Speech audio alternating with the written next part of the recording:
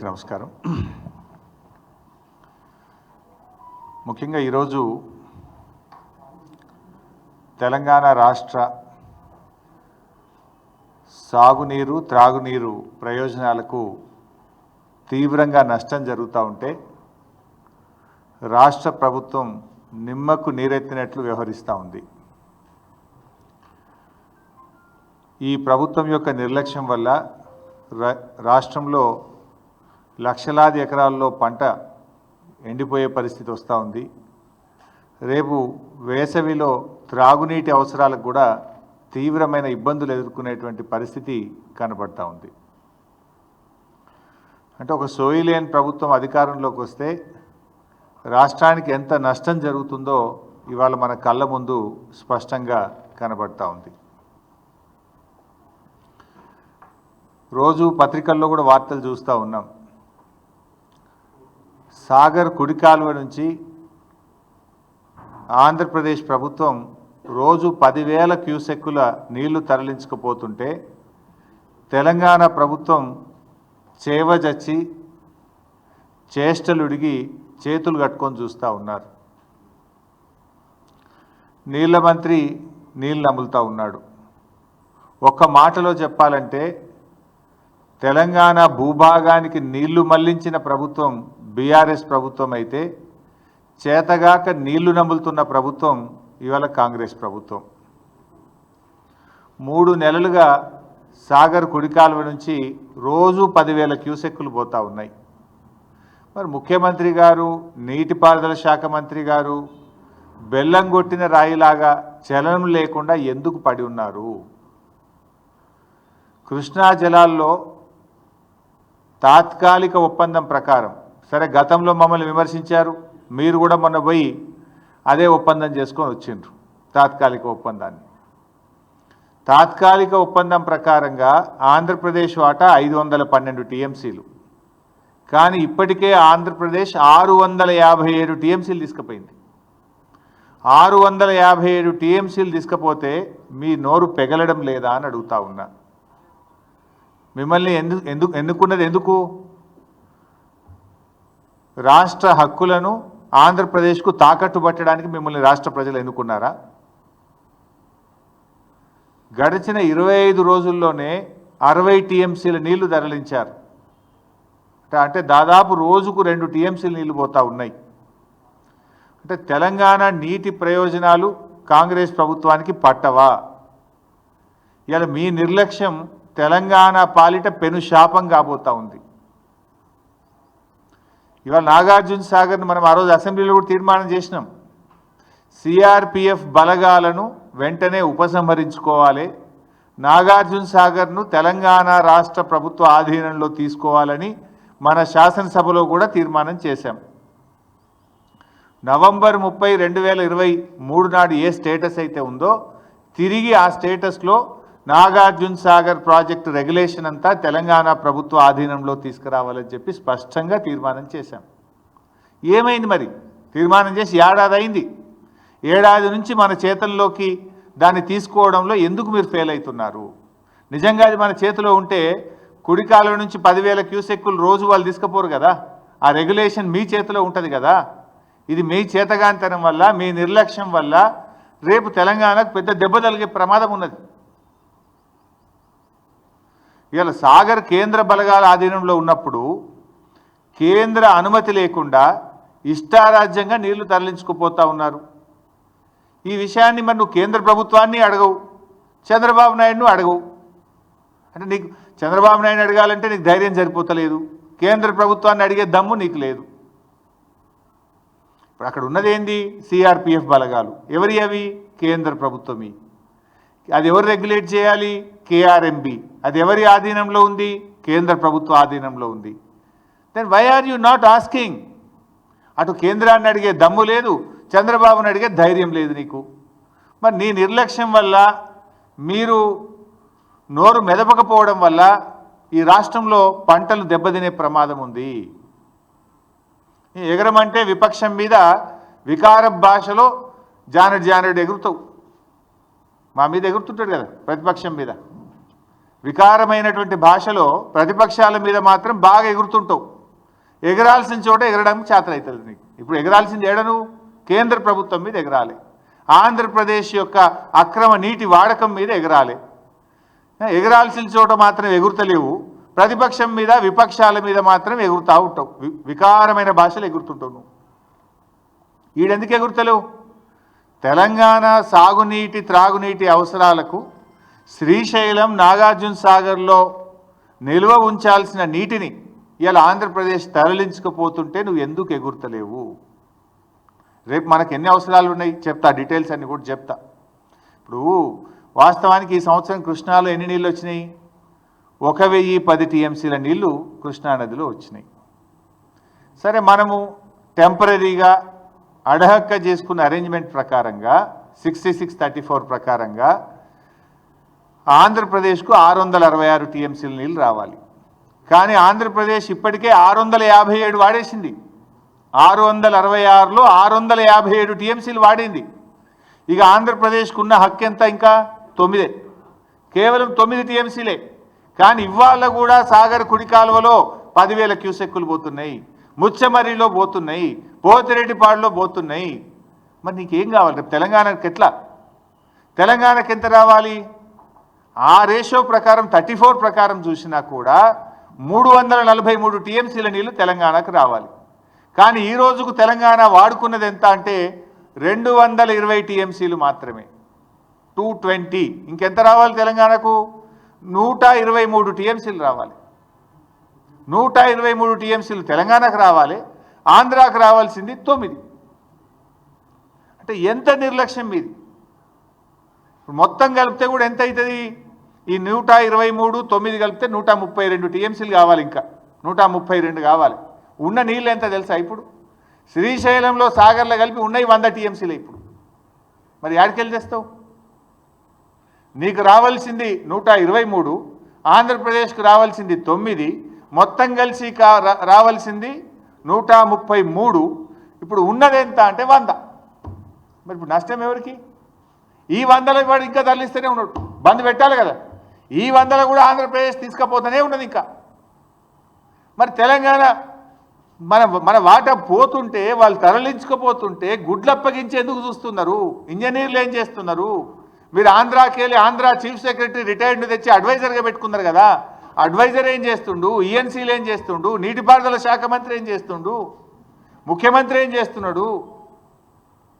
పరిస్థితి ఏంటంటే నాగార్జున సాగర్లో మినిమం ఎండిడిఎల్ ఎంత? 510. ఇప్పుడు ఆ 510 మీద నాగార్జున సాగర్లో ఈరోజు ఉన్న నీళ్ళు ఎంత అంటే 50 టీఎంసీలు. శ్రీశైలం ఎండిడిఎల్ 834 మీద శ్రీశైలంలో ఈరోజు ఉన్న నీళ్ళు ఎంత అంటే 50 టీఎంసీలు. సాగర్లో 50, శ్రీశైలంలో 50. రెండు కలిపితే ఎంత ఉన్నాయి? 100 టీఎంసీల నీళ్ళు ఉన్నాయి. 100లో తెలంగాణకు రావాల్సింది 123, ఆంధ్రకు పోవాల్సింది 9. అంటే ఉన్నాయి తక్కువ, రావాల్సింది ఎక్కువ. అంటే ఇప్పుడు ఆల్రెడీ తెలంగాణ నష్టపోయినట్టే. ఇప్పటికైనా కళ్ళు తెరవండి. ఎందుకు ఈ మాట అంటున్నా అంటే, మీరే ఫుల్ పేజ్ యాడ్లు ఇచ్చారు. గతంలో ఈ అడ్వర్టైజ్మెంట్ల సంస్కృతి లేదు. యాసంగి పంటకు ఎన్ని నీళ్ళు ఇస్తాం? ఇందాక నేను చూసిన యాడ్, ముఖ్యమంత్రి బొమ్మ వేసుకొని పెద్ద పెద్ద యాడ్లు ఇచ్చిండ్రు. యాసంగి పంటకు ఇన్ని నీళ్ళు ఇస్తున్నామని. ఈ యాసంగి పంట ఏమవుతుందంటే బైసాబ్, నాగార్జున సాగర్ ఎడమ కాలువ కింద నల్లగొండలో 1,45,000 ఎకరాలు, సూర్యాపేటలో 2,35,000 ఎకరాలు, ఖమ్మంలో 255, 260, మొత్తం కలిపితే 6,38,000 ఎకరాలు నాగార్జున సాగర్ ఎడమ కాలువ కింద తెలంగాణలో ఇప్పుడు పంట వేసుకున్నారు రైతులు. 6,38,000 ఎకరాలు నాగార్జున సాగర్ ఎడమ కాలువ కింద ఇప్పుడు పంట వేసుకొని పెట్టుబడి పెట్టిండ్రు రైతులు, మందులు వేసిండ్రు. ఇంకా 4 వెట్టింగ్స్ ఇవ్వాలి నాగార్జున సాగర్ ఎడమ కాలువకు. ఇంకా 4 తడులు ఇస్తే కానీ పంట పండదు. నాగార్జున సాగర్కు 4 తడులు ఇవ్వాలంటే ఈ 6.5 లక్షల ఎకరాలు పండాలంటే దాదాపు 30-35 టీఎంసీల నీళ్లు కావాలి. ఇది కాకుండా ఏఎంఆర్ ఎస్ఎల్బీసీ కింద కూడా 2,40,000 ఎకరాల పంట వేసిండ్రు. ఏఎంఆర్ ఎస్ఎల్బీసీకి కూడా ఇంకా 3-4 తడులు ఇవ్వాలి, దానికి నీళ్లు కావాలి. తర్వాత ఖమ్మం జిల్లా డ్రింకింగ్ వాటర్ పాలేరు నుంచే తీసుకుంటాం. మహబాద్ డ్రింకింగ్ వాటరు పాలేరు నుంచే తీసుకుంటాం. నల్లగొండకు సూర్యాపేటకు కూడా త్రాగునీరు మనం నాగార్జున సాగర్నే తీసుకుంటాం. హైదరాబాద్ డ్రింకింగ్ వాటరు నాగార్జున సాగర్ మీదనే ఉంది. అంటే హైదరాబాద్, నల్లగొండ, సూర్యాపేట, ఖమ్మం జిల్లా, అదేవిధంగా మహబాద్ జిల్లా వీటన్నిటి త్రాగునీటి అవసరాలు దాని మీదనే ఆధారపడ్డాయి. 2,40,000 ఎకరాల ఏఎంఆర్ఎస్ఎల్బీసీ కింద పంట ఉన్నది. నాగార్జున సాగర్ ఎడమ కాలువ కింద 6,38,000 ఎకరాల పంట ఉన్నది. మరి ఇవన్నీ ఎట్లా కాపాడతారు? ఇప్పటికైనా మొద్దు నిద్ర వీడండి, ఇప్పటికైనా కళ్ళు తెరవండి. రైతుల పంటలు కాపాడాలంటే తక్షణమే కేంద్ర ప్రభుత్వం మీద ఒత్తిడి తేవాలి. ఆంధ్రప్రదేశ్కు నీటి వాడకాన్ని బంద్ చేయించాలి. కేఆర్ఎంబీ ఆఫీస్ ముందు ధర్నా చేద్దాం పండి, మేము కూడా వస్తాం. పోదాంపా ఢిల్లీలో కేంద్ర జలశక్తి మంత్రి కార్యాలయం ముందు ధర్నా చేద్దాం. మీకు చేత కాకపోతే మీ ఎంబడ మేము కూడా వస్తాం, పోయి చేద్దాంపా. ప్రధానమంత్రి కార్యాలయం ముందు చేద్దామా, పోదాంపా అండి. అఖిలపక్షాన్ని తీసుకొని పోండి. అంటే ఏం మిమ్మల్ని గెలిపించి పంటలు ఎండబట్టడానిక? రేపు వేసవి కాలంలో త్రాగునీటికి ప్రజల్ని ఇబ్బంది పెట్టడానిక? ఇప్పటికైనా ఆంధ్రప్రదేశ్ మిగిలింది 9 టీఎంసీలే, రావాల్సింది మనకు 121, 123, ఉన్నది 100. ఇప్పటికైనా ఏం చేయాలి? తక్షణమే సాగర్ కుడి కాల్వకు నీళ్ళ విడుదల ఆపాలి. ముచ్చెమరి నుంచి నీటిలను ఇంకా తోడుతున్నారు, దాన్ని వెంటనే ఆపాలి.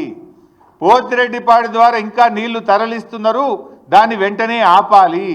ఈ ఉన్న 100 టీఎంసీలన్నా మనం తెచ్చుకుంటే ఆ కల్వకుర్తి కానీ, నెట్టంపాడు కానీ, భీమా కానీ, కోయిల్ సాగర్ కానీ, ఏఎంఆర్ ఎస్ఎల్బీసీ కానీ, సాగర్ ఎడమ కాలువ కానీ, ఈ మహబూబ్ నగర్, నల్గొండ, ఖమ్మం, హైదరాబాద్ త్రాగునీటి అవసరాలకు కొద్దో గొప్పో మనం సర్దుకొని వ్యవహారాన్ని నడిపించుకునే అవకాశం ఉంటుంది. లేకపోతే మీరు ఇట్లనే మొద్దు నిద్రపోతే ఇటు ఖమ్మం, నల్గొండ, మహబూబ్ నగర్లో పంటలు దెబ్బతింటాయి. ప్రజలకు రేపు త్రాగడానికి కూడా నీళ్లు లేక ఇబ్బంది పడే పరిస్థితి వస్తుంది. ఇది ముమ్మాటికి కాంగ్రెస్ ప్రభుత్వ వైఫల్యము. ఈ ప్రభుత్వం చేష్టలుడికి చూస్తున్నది, మొద్దు నిద్రపోతున్నది. కనుకనే ఆంధ్రప్రదేశ్ తన ఇష్టం వచ్చినట్టుగా నీటిని ఇవాళ తరలిస్తూ ఉన్నది. ఆలోచించండి, ఇప్పటికైనా మొద్దు నిద్ర వీడండి. మీకు చేత కాకపోతే మీ ఎంబడి మేము వస్తాం. ఏడ ధర్నా చేద్దామో చెప్పండి, మేము రావడానికి రెడీగా ఉన్నాం. ఇవాళ ఏమైంది? బీఆర్ఎస్ అధికారంలో ఉంటే ఈ పరిస్థితి వచ్చేదా? ఇవాళ బీఆర్ఎస్ అధికారంలో లేకపోవడం వల్ల, ఇవాళ తన శిష్యుడైన రేవంత్ రెడ్డి అధికారంలో ఉండడం వల్ల చంద్రబాబు నాయుడు గారికి నీటి తరలింపు సులువుగా అయిపోయింది. ఆయనకు ఈజీగా తరలించుకుంటుండు, అడిగేటోళ్ళు లేడు. ఇలా పార్లమెంట్లో కూడా బీఆర్ఎస్ లేకుండా పోయింది. పార్లమెంట్లో బీఆర్ఎస్ ఉంటే ఈ పాటికి మా పార్లమెంట్లో దద్దరిల్లింపజేసేవాళ్ళు. ఎందుకంటే బీఆర్ఎస్ అంటేనే తెలంగాణ, తెలంగాణ అంటే బీఆర్ఎస్. తెలంగాణ హక్కుల కోసం, తెలంగాణ ప్రయోజనాల కోసం నిక్కచ్చిగా మాట్లాడగలిగే పార్టీ బీఆర్ఎస్ పార్టీ. ఇలా 8 కాంగ్రెస్ గెలిచే, 8 బీజేపీ గెలిచే. ఆంధ్రప్రదేశ్ యథేచ్ఛగా నీళ్లు తరలిస్తుంటే నా బీజేపీ ఎంపీ మాట్లాడాడు, నా కాంగ్రెస్ ఎంపీ మాట్లాడాడు. పార్లమెంట్లో ఇవాళ తెలంగాణ గొంతు మూగపోయింది, ప్రశ్నించే గొంతు లేకుండా పోయింది. ఇవాళ తెలంగాణ ప్రజలు ఆలోచించాలి, తెలంగాణ యువత కూడా ఈ రాష్ట్రానికి జరుగుతున్న అన్యాయం గురించి ఆలోచించాలని చెప్పి నేను కోరుతా ఉన్నా. కాంగ్రెస్కు సోయి లేదు, బీజేపీకి ఏమో పట్టి లేదు. దొందే 2 పార్టీలు కలిసి ఇవాళ తెలంగాణకు అన్యాయం చేస్తున్నటువంటి పరిస్థితి ఉంది. కేంద్రంలో ఇవాళ చంద్రబాబు నాయుడుకి పలుకుబడి ఉంది, బీజేపీతో భాగస్వామ్యంగా ఉన్నాడు. దాంతోనే ఇష్టారీతిగా ఇవాళ జలదోపిడీ జరుగుతూ ఉన్నది. కానీ తెలంగాణ ముఖ్యమంత్రి మాట్లాడాలి కదా, ఈ జలదోపిడీ ప్రశ్నించాల్సింది ఎవరు? తెలంగాణ ముఖ్యమంత్రి గారు ప్రశ్నించాలి. కానీ తెలంగాణ ముఖ్యమంత్రి గారు ప్రశ్నించకుండా పరోక్షంగా సహకరిస్తున్నాడు. ఈయన పరోక్షంగా దీనికి సహకరిస్తున్నాడు. అందుకే ఈ పరిస్థితి. ఇలా రేవంత్ రెడ్డి గారి వైఖరి హాస్యాస్పదంగా బేలాగా ఉంది. అసలు ఇయ్యాలటి వరకు 3 మెన్ కమిటీ సమావేశాన్ని డిమాండ్ చేయరా మీరు? వాటర్ రెగ్యులేషన్ 3 మెన్ కమిటీ ద్వారా చేయాలి. అసలు ఈ రోజు వరకు 3 మెన్ కమిటీ సమావేశం జరగలే. 3 మెన్ కమిటీ సమావేశం జరగకుండా వాటర్ ఏ రాష్ట్రం ఎన్ని వాడుకోవాలనో నిర్ణయించకుండా ఇష్టారీతిని ఆంధ్రప్రదేశ్ నీళ్లు తీసుకుపోతుంటే తెలంగాణ ప్రభుత్వం ఎందుకు 3 మెన్ కమిటీ గురించి మాట్లాడతలేరు?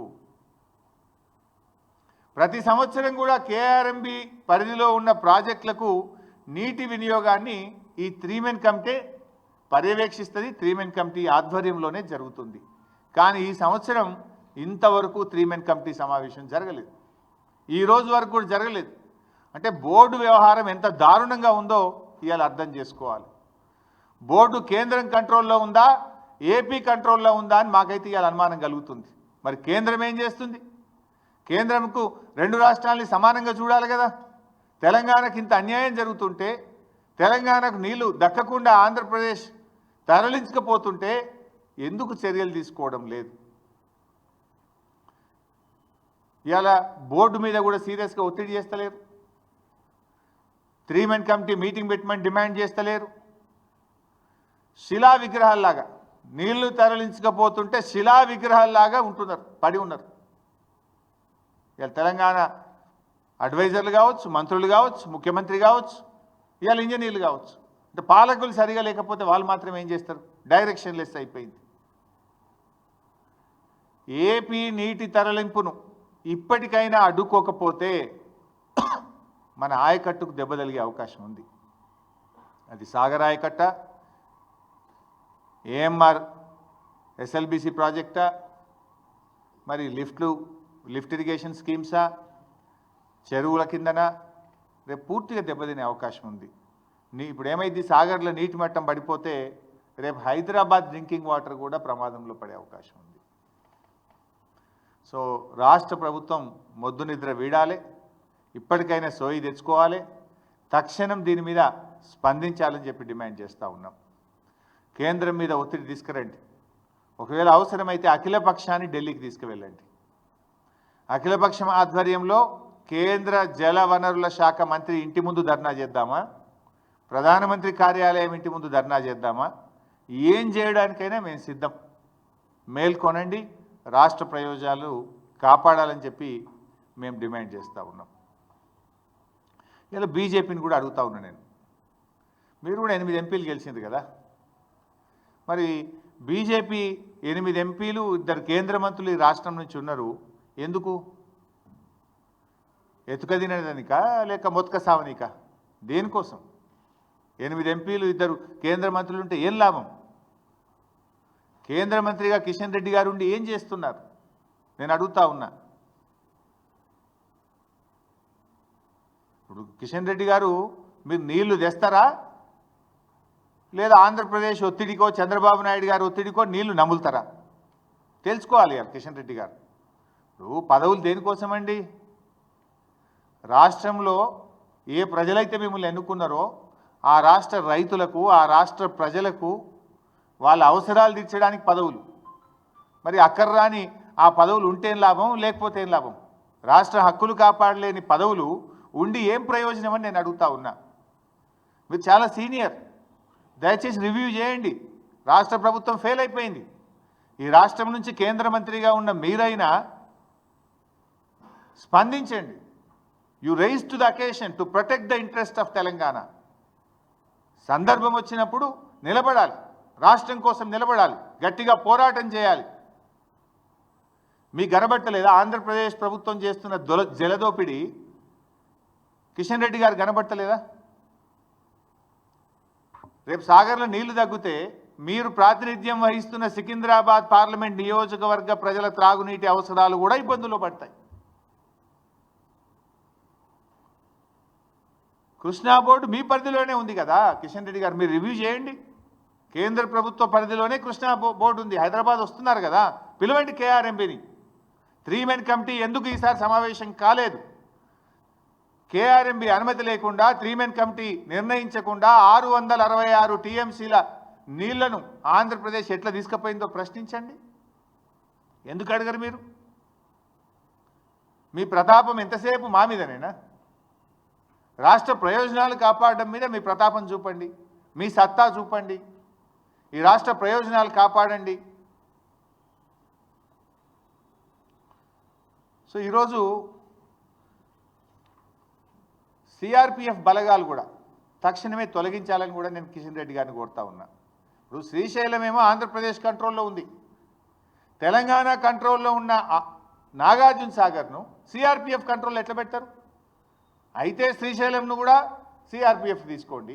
లేదు ఆ రోజు మేము అసెంబ్లీలో తీర్మానం చేసినాం 10 ఏళ్ళు కేసీఆర్ గారు ఎట్టి పరిస్థితుల్లో కేంద్ర బలగాలకు ఇవ్వము, సెక్షన్ 3 కింద నీటి పంపిణీ జరగాల్సిందే, మా ప్రాజెక్టుల వారీగా నీటి కేటాయింపులు జరిగినాకనే మేము కేఆర్ఎంబీకి ప్రాజెక్ట్ ఇస్తామని 10 ఏళ్ళు కూడా సాగర్ను తెలంగాణ ప్రభుత్వ ఆధీనంలోనే ఉంచుకున్నాం. సో నవంబర్ 30న ఆనాటి ఆంధ్రప్రదేశ్ ప్రభుత్వం అక్రమంగా తీసుకుంటే ఎన్నికల ఫలితాలు వచ్చినాయి, మీరు గెలిచిండ్రు.